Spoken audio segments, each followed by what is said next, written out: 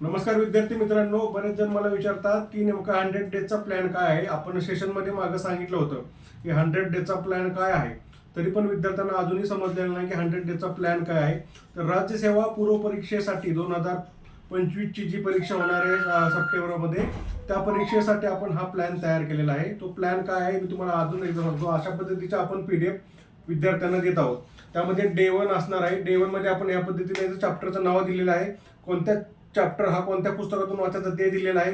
त्यानंतर त्याचा ट्रेंड काय आहे ते दिलेलं आहे. त्याच पद्धतीनं पूर्व परीक्षेला कोणते प्रश्न विचारलेले आहेत, मुख्य परीक्षेला ह्या चॅप्टरवर कोणते प्रश्न विचारलेले आहेत ते दिलेलं आहे. शॉर्ट नोट्स दिलेले आहेत, टेबल नोट्स दिलेले आहेत आणि त्याचा ट्रेंड अनालिसिस पण आपण केलेला आहे.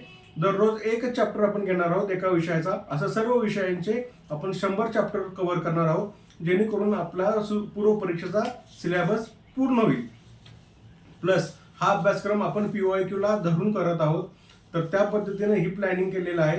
आणि ह्या प्लॅनिंग करत असताना तुम्हाला सकाळी ही PDF उघडायची आहे. डे 1ची आहे, डे 2ची असेल किंवा डे 3ची असेल. त्यामध्ये दिलेला टॉपिक दिलेल्या पुस्तकातून तो वाचून घ्यायचा आहे आणि त्याच्यामधून ह्याच्यामध्ये व्हॅल्यू ॲडिशन करायचं आहे, जेणेकरून तुमची 5 ते 6 पानामध्ये एखादा चॅप्टर परिपूर्ण होऊन जाईल. अशा पद्धतीने आपण 100 चॅप्टर सर्व विषयांचे कव्हर करणार आहोत, जे की मोस्ट ऑफ दी प्रिलिमला विचारले जातात.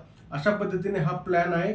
यासाठी काही अडचणी असतील तर तुम्ही मला पर्सनल मेसेज कराच, पण शक्यतो ग्रुपवर जे आपण मेसेज टाकतो ते वाचत चला, जेणेकरून तुम्हाला सर्वांना फायदा होईल. Okay, thank you.